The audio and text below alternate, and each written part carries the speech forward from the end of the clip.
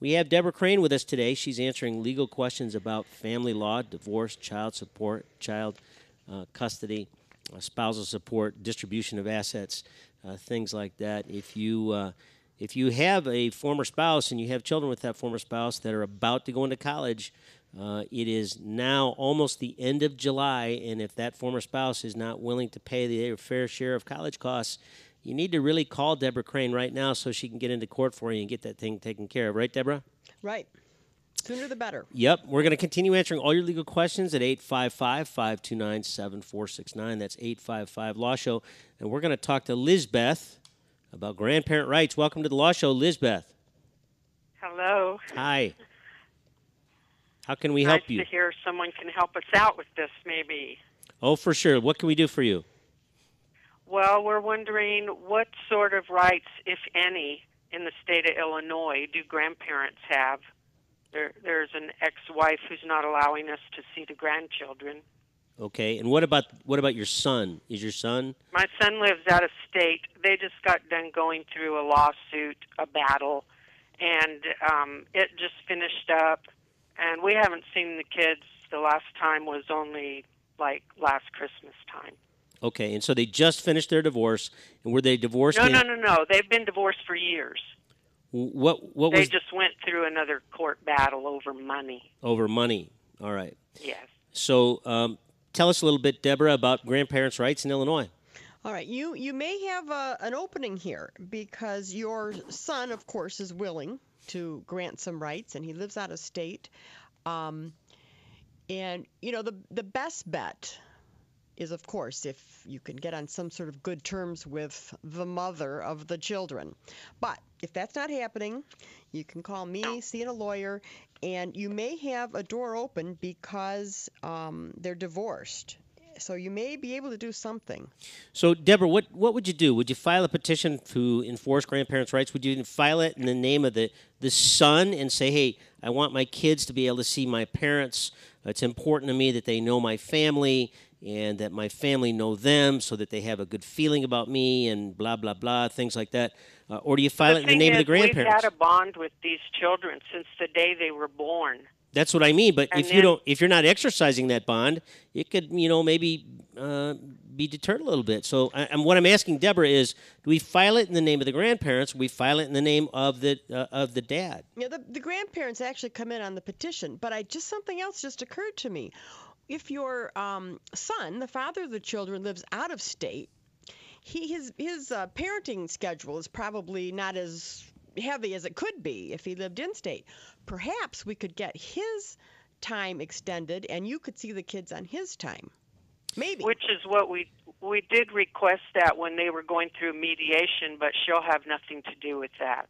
How come? What's the problem? Is she just an angry, bitter person, or You've got that right, and that puts it mildly. And she's not saying any particular reason, like you guys have horns coming out of your heads or something like that, or what? Oh, I'm sure she would say lots of things like that. But I know, but doesn't stuff mean that's it's so. provable. But no, she wouldn't even discuss any of that because we did want that. Okay. And he does have every other weekend visiting rights, but of course she knows he can't exercise them because he doesn't even live here. Well, the problem that you've got is if he's not exercising his parenting time, she's going to go back into court and say, hey, listen, Judge, he's not exercising his parenting time. He shouldn't have it, right, Debra? No, that could be a problem, but I think really you definitely can go in if that's his time for the children. I think you're going to be okay. I can get a judge who can give you permission to pick up the kids on his time. So let me ask you this: your son, what state does he live in? He lives in North Carolina, but he works in various states. All right, and so he's traveling. Does he ever spend time in Illinois?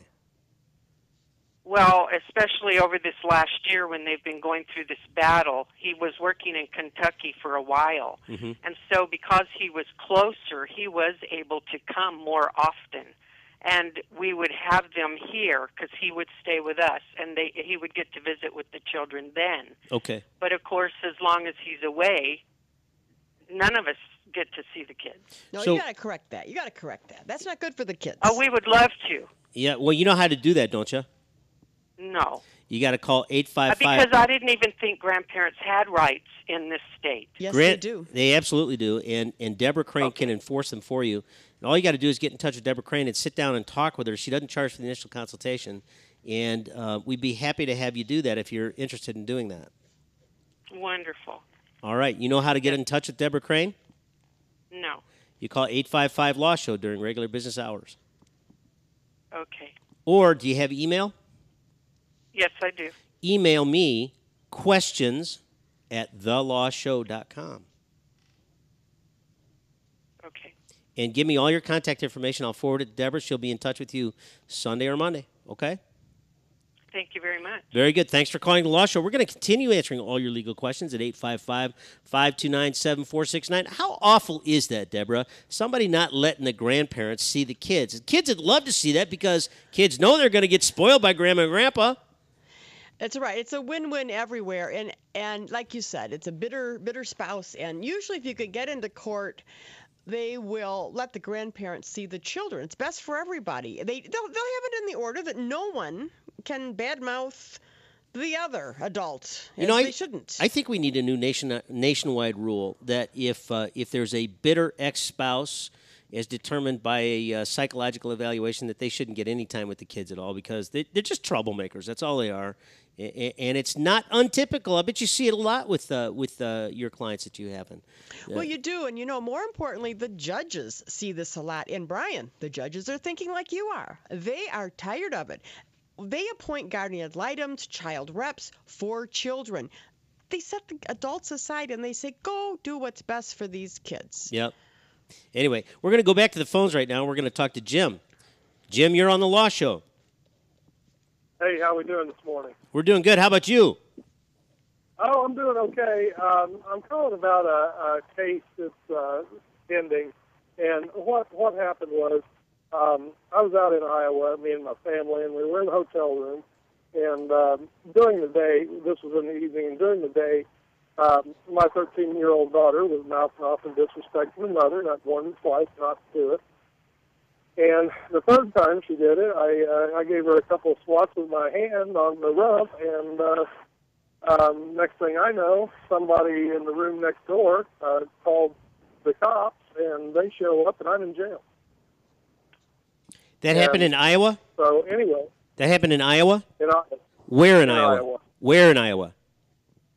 Des Moines. In Des Moines, Iowa. Okay.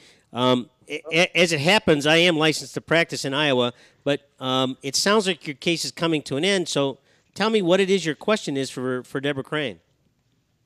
Well, it's not coming to an end. What's happening is I'm on a restraining order. I can't even see my wife's daughter, and that's been like 3 weeks ago.